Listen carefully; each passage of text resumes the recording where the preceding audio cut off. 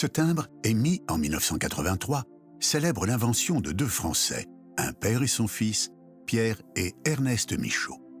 En réalité, ils améliorent l'invention d'un Allemand, le baron Karl Dres von Sauerborn, qui, en 1817, assis sur une structure en bois reliée à deux roues, parcourt 14 km 400 en 1 heure à la seule poussée de ses jambes.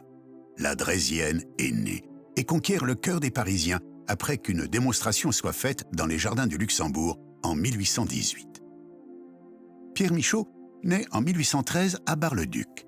Artisan serrurier, il travaille avec son fils Ernest dans un atelier situé avenue Montaigne à Paris, lorsqu'en 1861, on leur dépose une Dresienne en réparation.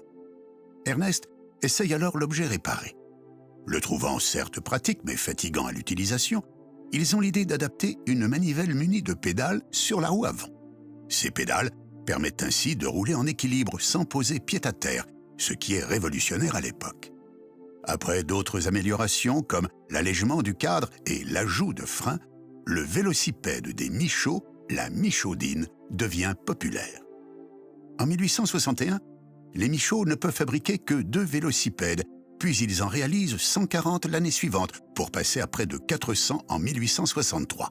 Face au succès croissant, les Michaud décident de s'associer en 1868 à de jeunes ingénieurs centraliens, les frères Olivier, au sein de Michaud et compagnie, afin de développer la production.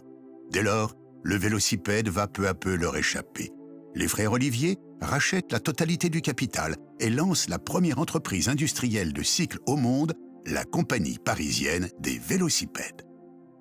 À la fin du Second Empire, Paris, qui organise une succession de premières mondiales avec de nouveaux modèles, devient le berceau d'une nouvelle discipline sportive, la vélocipédie. Vélocipède, bicyclette ou vélo, qu'importe.